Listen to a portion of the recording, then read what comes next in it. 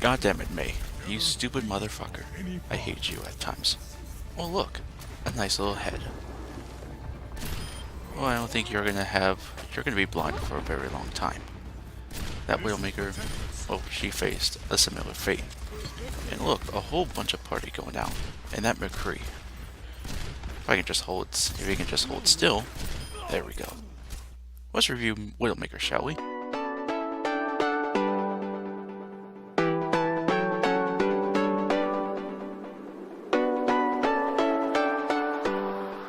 So this is Widowmaker, one of the main characters from Overwatch.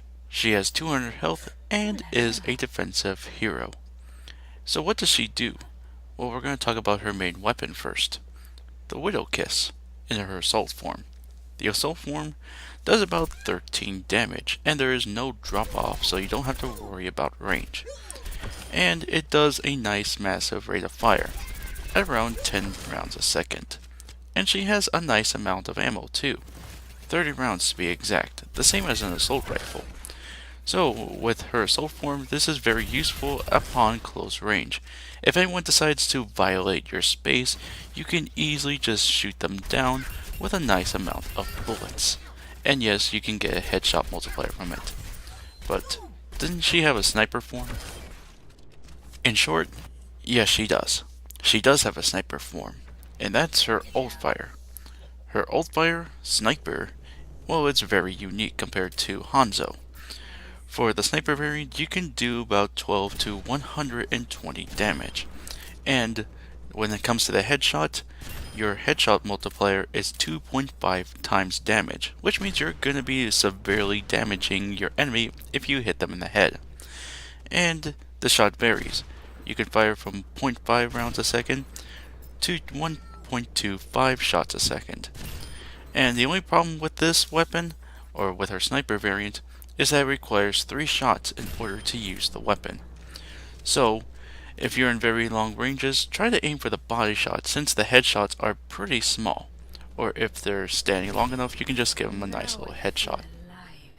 So Widowmaker has 2 abilities. One that is very useful, and if you want to place or rooftop to rooftop, this is pretty much your ability. This one is called Grappling Hook. Grappling Hook pretty much does what it says. It grabs onto an area and you get pulled into the location, but it has to be around 20 meters. And it has a moderate cooldown for about 8 seconds.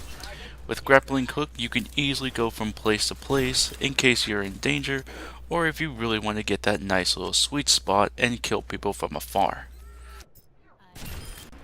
Her last ability is more of a sticky ilk, and this one is called Venom Mine.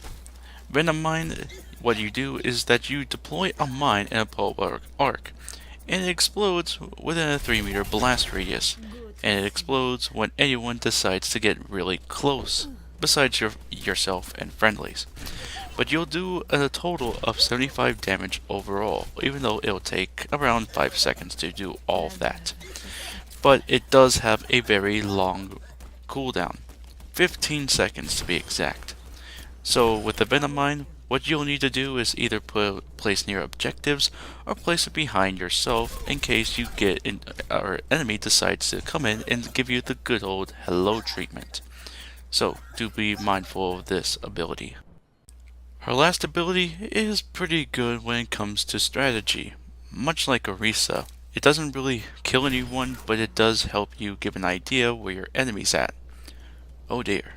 This one is called Infrasight. Infrasight, you pretty much see the enemy behind walls, doors, and see where they're going to be at. And you can even see them behind walls, doors, or even when they're spawning. And they give you a good idea where the enemy's going to be at, so you can just tell your friendlies to tell where they're going to be at. Or basically it's going to be shown to all of them, so they'll have a good idea where they're going to be at. And it lasts for a good old 15.5 seconds. Very useful indeed. But enough waiting around. Let's see how we can play as Widowmaker. So, depending on how many hours you play as Widowmaker, you can be either decent or you can be a complete nightmare. And she's really good when it comes to long ranges, or sometimes at close ranges, depending. So, when playing as her, do not stay at one place very long. When you fire in the sniper mode, your bullets will have a trail leading to where you are, and enemies can easily see that and they can easily come up there and kill you. Avoid the temptation for headshots, since the headshots are pretty small and are very hard to fire or even to lean on if you're trying to fire the sniper mode. So instead, use them against opponents that are unaware. And if they're moving around, try the body shot because they're going to be doing a nice amount of damage too. Use the assault form and venom mines at close range due to the rate of fire on the assault mode. It may not be as powerful when it comes to the sniper mode, but it's still pretty worth it. And use the venom mine as a trap for objectives or when the entrances at spawn points. So enemies can easily be spawned in and they can be come at with a nice little surprise.